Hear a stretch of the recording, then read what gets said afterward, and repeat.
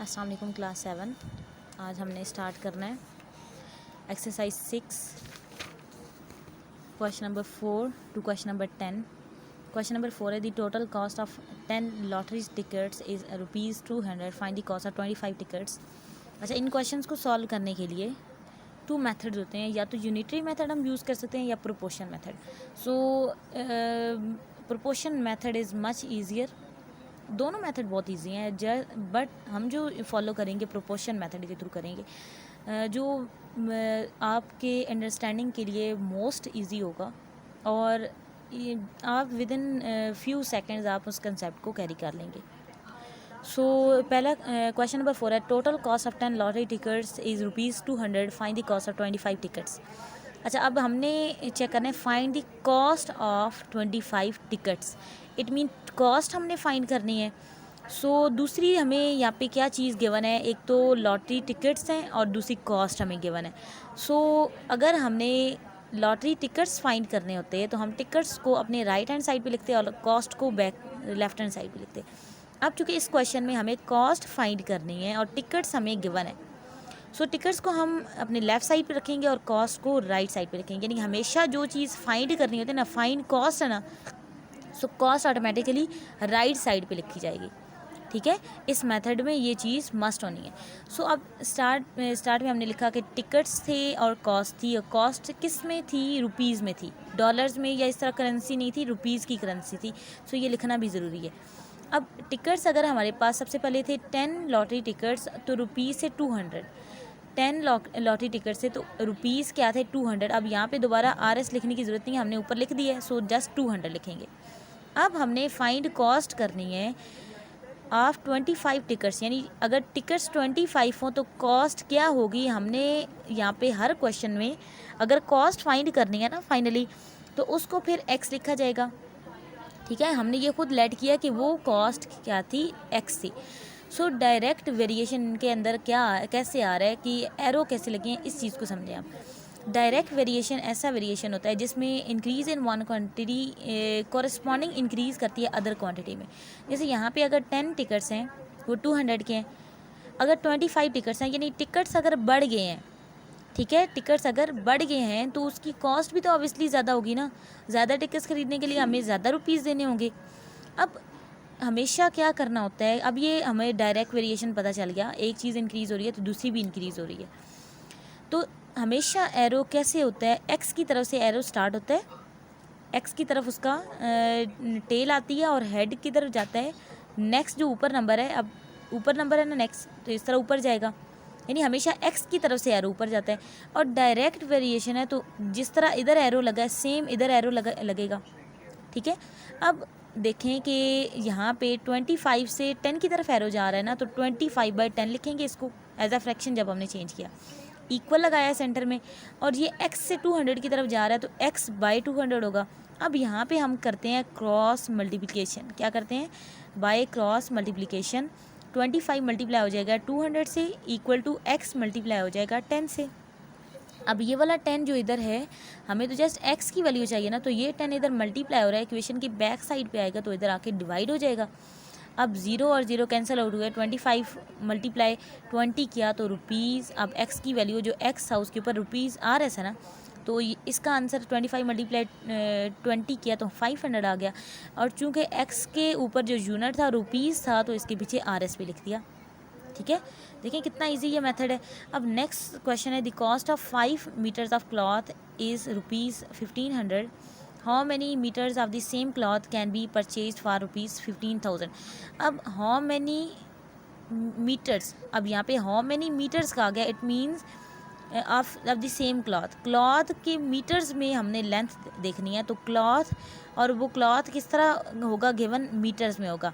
और दूसरी हमें चीज़ कॉस्ट गिवन थी, कॉस्ट ऑफ 5 मीटर्स, तो कॉस्ट हमें गिवन है और कॉस्ट हमें रुपीज़ में गिवन है, तो RS का लिख देंगे। अब स्टार्ट पे कॉस्ट ऑफ 5 मीटर्स, तो 5 मीटर्स की कॉस्ट आ गई 1500 कॉस्ट में लिख लिया और 5 मीटर्स में लिख लिया। अब नेक्स्ट है how many metres of the same cloth can be purchased for ₹1500, यानी नेक्स्ट हमें अमाउंट यहाँ पे दी गई 15,000 और इसके मुताबिक हाउ मेनी मीटर्स हमें फाइंड करने हैं। मीटर्स हमें फाइंड करने हैं तो यहाँ पे x होगा। अब अगर इतना 5 मीटर क्लॉथ था तो वो 1500 उसकी प्राइस थी। अगर हम ज़्यादा रकम देंगे कीपर को, हम ज़्यादा अमाउंट दे देंगे 15,000, तो हमें ऑब्वियसली क्लॉथ के ज़्यादा मीटर्स गिवन होंगे ना, हमें ज़्यादा लंबाई में कपड़ा, इतनी ज़्यादा उसकी लेंथ होती जाएगी, मीटर्स इतने ज़्यादा होते जाएंगे। सो अगर अमाउंट हम इंक्रीज़ कर देते हैं, कीपर को ज़्यादा पैसे देते हैं, तो हमें उसके मुताबिक जो हमें क्लॉथ देगा वो भी ज़्यादा होगा। सो एक चीज़ इंक्रीज़ होने से, रुपीज़ इंक्रीज़ होने से उसकी क्लॉथ की लेंथ भी इंक्रीज़ हो रही है। इट मीन्स ये डायरेक्ट वेरिएशन होगा। सो डायरेक्ट वेरिएशन के लिए क्या है, हमारे एरोज दोनों साइड से ऊपर जा रहे हैं, जैसे हमने यहाँ पे किया। सो यहाँ पे आ जाएगा 15,000 और 1500, और यहाँ पे x/500 इनको एज अ फ्रैक्शन लिखा।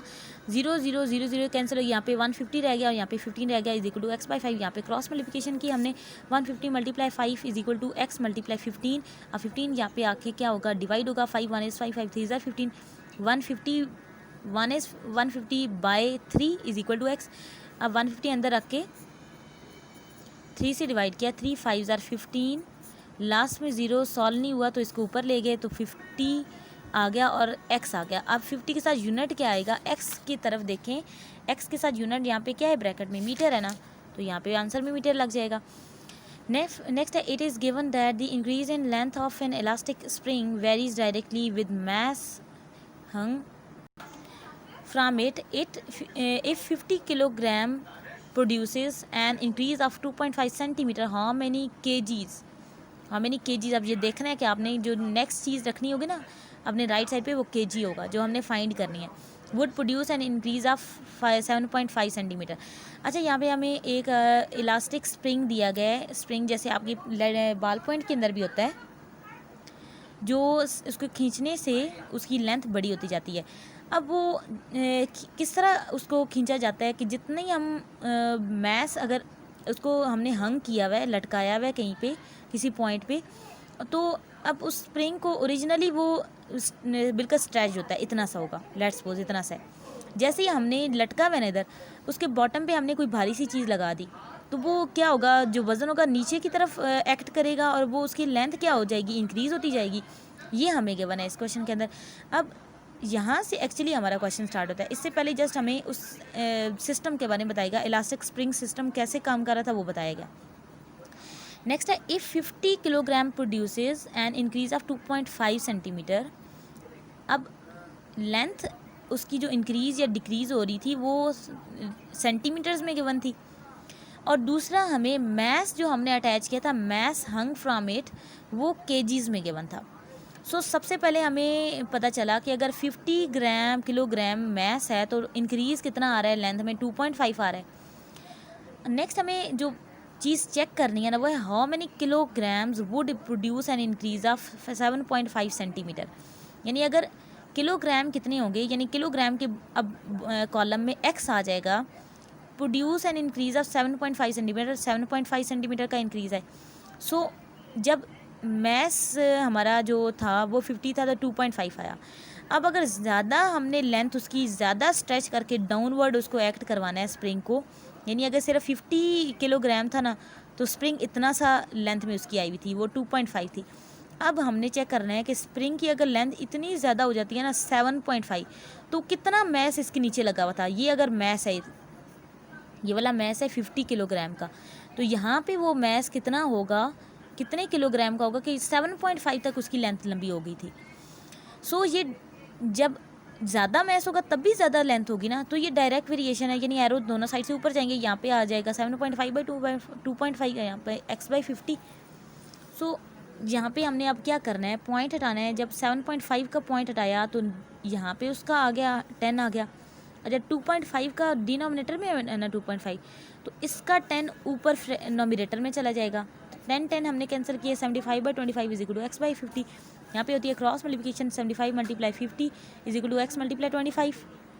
अब 25 नेक्स्ट इधर आके डिवाइड होगा, 25 1 is 25, 25 2s are 50, 75 2s are 150 is equal to x। तो x के साथ यूनिट कौन सा आना है, x के साथ किलोग्राम है, सो किलोग्राम इधर आ जाएगा। यानी जो नेक्स्ट वाला मैस होगा ना यहाँ पे, वो 150 किलोग्राम था, तब उसकी 7.5 तक लेंथ आ गई थी। नेक्स्ट क्वेश्चन 7 है, an agent is paid a commission of ₹200 for selling goods worth ₹2,000, how much commission will he get for sells good worth ₹30,000। एक एजेंट है जो चीज़ें बेचता है तो उसकी ख़ास अमाउंट पे, यानी अगर 2000 की गुड्स बेचता है, वो सेल करता है, तो उस पे उसको जो कमीशन दिया जाता है कंपनी की तरफ से वो 200 होता है। यानी अगर वो एक दिन में 2000 की सेलिंग करता है तो उसको कंपनी एडवांस में पे के अलावा, कमीशन पे के अलावा है, वो उसको 200 देगा। ठीक है, अब हमने चेक करना है हाउ मच कमीशन, यानी कमीशन हमने फाइंड करना है। सो कमीशन हमारा राइट साइड पे ऑब्वियसली आएगा। और दूसरा उसकी जो दूसरी चीज़ हमें गिवन है वो वर्थ ऑफ सोल्ड गुड्स, जो वर्थ थी सेलिंग गुड्स की या सोल्ड गुड्स की जो उसने बेच दी थी, वो भी रुपीज़ में और कमीशन भी रुपीज़ में। Next, how much commission will he get for sales good worth ₹30,000। अगर वो 2000 की गुड्स सेल करता है तो उसको 200 कमीशन मिलता है। तो अगर वो 30,000 गुड्स सेल करता है तो उसके कमीशन तब कितना होगा? तो ऑब्वियसली ज़्यादा जब अमाउंट में वो कर रहा है, अपनी सेलिंग कर रहा है, तो ऑब्वियसली उसका कमीशन भी ज़्यादा हो जाएगा। सो ये डायरेक्ट वेरिएशन है, एरोज इसी तरह ऊपर जा रहे हैं। यहाँ पे 30,000 ओवर 2000, यहाँ पे x ओवर 200। सो 0 0 0 3 3 0 दोनों के कट हो गए। यहाँ पे 30/2 रह गए, यहाँ पे x/20। यहाँ पे क्रॉस मल्टीप्लिकेशन हमने करनी है। सो क्रॉस मल्टीप्लिकेशन से 30 मल्टीप्लाई 200 आ गया और x मल्टीप्लाई 2, अब 2 नीचे आके इधर डिवाइड होना है। 2 1 is to 200 टाइम 200 होता है, और 30 मल्टीप्लाई 100 किया तो 3000, यानी उसका फाइनल कमीशन जो उसने 30,000 की चीज़ें बेची हैं ना, उस पर उसका कमीशन कितना उसको मिल जाएगा 3000, एक्स्ट्रा में उसको मनी मिल जाएगी।